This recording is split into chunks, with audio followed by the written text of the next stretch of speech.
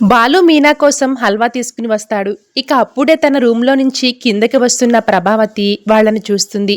వాళ్ళ మాటల్ని చాటుగా వింటూ ఉంటుంది. నీకోసమే హల్వా కొన్నాను మీనా, తిను అంటూ బాలు ఇస్తూ ఉంటే ఇక ప్రభావతి ఇదేంటిది, నేను అస్సలు ఒప్పుకోను, అప్పుడే కలిసిపోయారేంటి అని అనుకుంటూ ఉంటుంది. నా మీద చాలా కోపంగా ఉందా మీనా అని అడిగేసరికి అదేమీ లేదండి అని మీనా అంటుంది. కోతికి కొబ్బరి చిప్ప దొరికినట్టు మా అమ్మకి నిన్ను అనడానికి ఒక కారణం దొరికింది. ఆ గయ్యాలి గంపావతి నీ మీద చాడీలు చెప్పి నన్ను బాగా రెచ్చగొట్టింది మీనా, అందుకే నాకు కోపం వచ్చింది అనేసరికి ఒరే దొంగమొహం ఓడా, పుట్టింటికి నీకు చెప్పకుండా వెళ్ళడం తప్పే కదరా అని అనుకుంటూ ఉంటుంది ప్రభావతి. మీనా, మీ తమ్ముడు పుట్టినరోజు కాబట్టి నువ్వు వెళ్ళావు. మా అమ్మకి ఓ తమ్ముడున్నాడు. ఈవిడ వెళ్ళి వాళ్ళ కాపురంలో ఎక్కడ చిచ్చు పెడుతుందోనని గుమ్మం కూడా తొక్కనివ్వడు తెలుసా. అలాగే నా కాపురంలో కూడా చిచ్చు పట్టాలని చూసింది. ఈ బండ సన్నాసికి అన్నీ తెలిసిపోతున్నాయే అని చిరాకు పడుతూ ఉంటుంది ప్రభావతి. అదృష్టం కొద్దీ మీనా, నా తప్పు నేను తెలుసుకున్నాను. మీ తమ్ముడు మంచివాడే, కానీ వాణ్ణి వెంటేసుకుని తిరిగేవాడే మంచివాడు కాదు, అందుకే కోపం. అయినా అక్క తమ్ముళ్ళ మధ్య ప్రేమ ఉండొద్దని చెప్పడానికి నాకు హక్కు లేదు.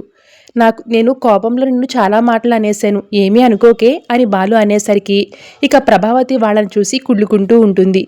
కుండెడు పాలల్లో ఒక విషం బొట్టు పడ్డట్టు మా అమ్మ చెప్పుడు మాటలకి నేను చెడిపోయాను. ఒరేయ్, నీ ఏడుపేదో నువ్వు ఏడవచ్చు కదరా అని అనుకుంటూ ఉంటుంది ప్రభావతి.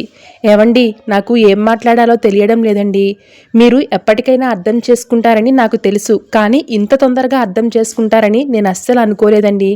ఇక ముందు నేను మా గయ్యాలి గంపావతి చెప్పుడు మాటలు నేను అస్సలు విన్ను మీనా, హల్వా తిను అని బాలు అంటూ ఉంటే నేను పెడతాను అని మీనా తీసుకుంటుంది. ఇక బాలు డైనింగ్ టేబుల్ దగ్గర కూర్చుంటాకి వెళ్తూ ఉంటే ప్రభావతి జాయిగా కిందకి వచ్చి వాళ్ళకి కనపడకుండా సోఫాలో కూర్చుని వాళ్ళని చూస్తూ ఉంటుంది. ఇక బాలు దగ్గరికి రవి వచ్చి సారీ అన్నయ్య అని చెప్తాడు. దేనికిరా అని బాలు అడిగేసరికి వదిన చికెన్ పులుసు బాగా చేసిందని అందరం కలిసి గిన్నె ఖాళీ చేసేసాం, ఒక్క ముక్క కూడా మిగిల్చలేదరా అని బాలు అడిగేసరికి అంటే అంత టేస్టీగా ఉంది మరి.